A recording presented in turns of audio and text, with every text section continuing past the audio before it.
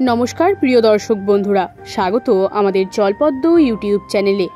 আজকের অলৌকিক পুজো কাহিনী হল দিনহাটা নিবাসী স্বর্গীয়া কুঞ্জবালা মজুমদারের স্বপ্নাদৃষ্ট মা কালী কী করে কন্যা রূপে তার গৃহে পূজিত হচ্ছেন।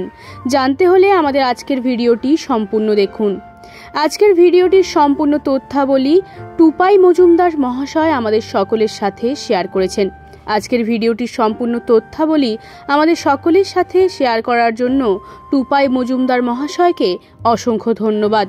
আর আপনারা আপনাদের গৃহ দেবদেবী অথবা স্থানীয় মঠ মন্দিরের অলৌকিক পুজো কাহিনী আমাদের সকলের সাথে শেয়ার করতে চাইলে আমাদের হোয়াটসঅ্যাপ নাম্বারে যোগাযোগ করতে পারেন, যেটি স্ক্রিনে এবং ডেসক্রিপশন বক্সে দেওয়া রয়েছে। তাহলে বেশি সময় নষ্ট না করে জেনে নেওয়া যাক আজকের অলৌকিক পুজো কাহিনীর বিস্তারিত।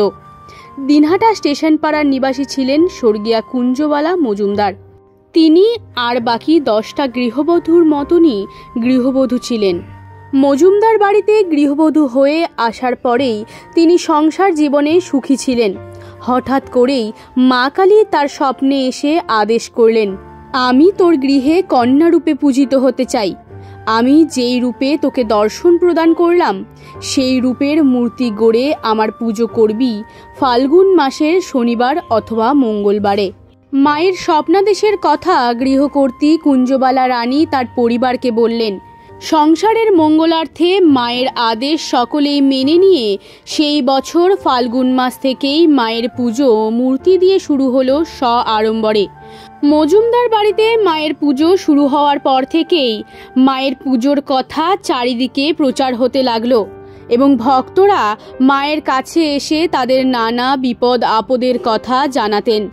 অতি জাগ্রত মা কালী কুঞ্জবালা দেবীর ওপর ভর করে সকল ভক্তদের বিপদ থেকে উদ্ধার করতেন। কালক্রমে এই মজুমদার বাড়ি কালীবাড়ি নামেই পরিচিত লাভ করলেন।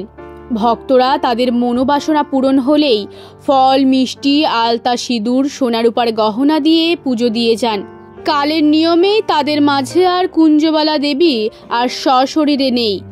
তিনি পরলোক গমন করলেও ওনার সন্তান, পুত্রবধূ এবং নাতিরা মিলে আজ কন্যা রূপে কালী পুজো করে যাচ্ছেন। মায়ের পুজো এখনো হচ্ছে তাদের বাড়িতে। বাৎসরিক পুজোর পর সকল ভক্তদের মধ্যে প্রসাদ বিতরণ করে থাকেন এই মজুমদার পরিবার। সারা বছর নিত্য পুজোর সাথে বিভিন্ন তিথিতে মায়ের বিশেষ বিশেষ পুজো অর্চনা হয়ে থাকে এই মজুমদার বাড়িতে। এমনও হাজারো অলৌকিকতা যুক্ত রয়েছে এই মজুমদার বাড়ির কন্যা রূপে পূজিত মা কালীর সাথে। মা কালীকে দেখলেই যেন মন শান্ত হয়ে যায়। মায়ের কাছে যে যা মানত করে মা তাই পূরণ করে থাকেন। আপনারাও যদি চান মায়ের দর্শন করে আসতেই পারেন। মা এখানে অতি জাগ্রত। সারা বছর মা জাগ্রত অবস্থাতেই বিরাজ করে এই মজুমদার বাড়িতে। আমাদের আজকের ভিডিওটি সম্পূর্ণ দেখার জন্য আপনাদেরকে অসংখ্য ধন্যবাদ।